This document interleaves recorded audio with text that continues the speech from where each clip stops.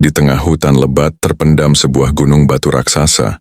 Bukan gunung biasa, melainkan ribuan relief yang mengisahkan perjalanan manusia menuju pencerahan. Itulah Borobudur, mahakarya Buddha terbesar di dunia.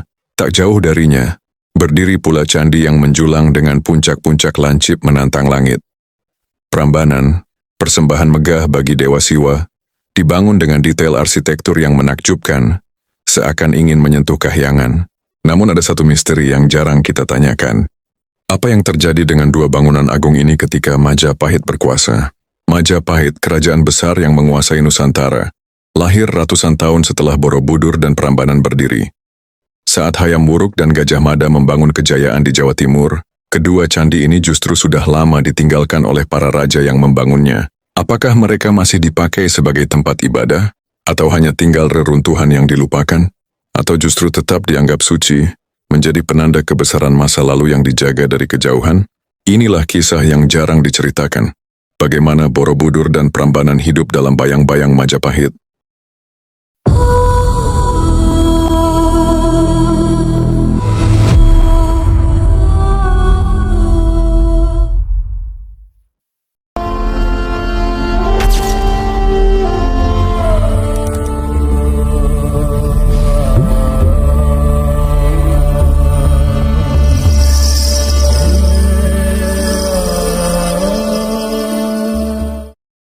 Di tengah tanah Jawa berdiri dua mahakarya agung yang telah menantang waktu, Candi Borobudur dan Candi Prambanan.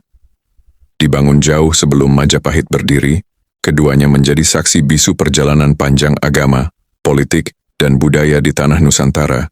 Borobudur lahir pada abad ke-8, di bawah naungan dinasti Shailendra yang menganut Buddha Mahayana. Relief-reliefnya bercerita tentang perjalanan spiritual menuju pencerahan.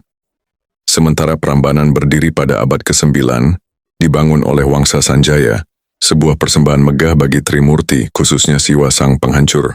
Namun memasuki abad ke-13, ketika Majapahit bangkit di bawah Raden Wijaya dan melanjutkan kejayaannya hingga masa Hayam Wuruk, dua candi raksasa itu telah lama kehilangan perannya sebagai pusat ibadah. Bukan berarti mereka terlupakan.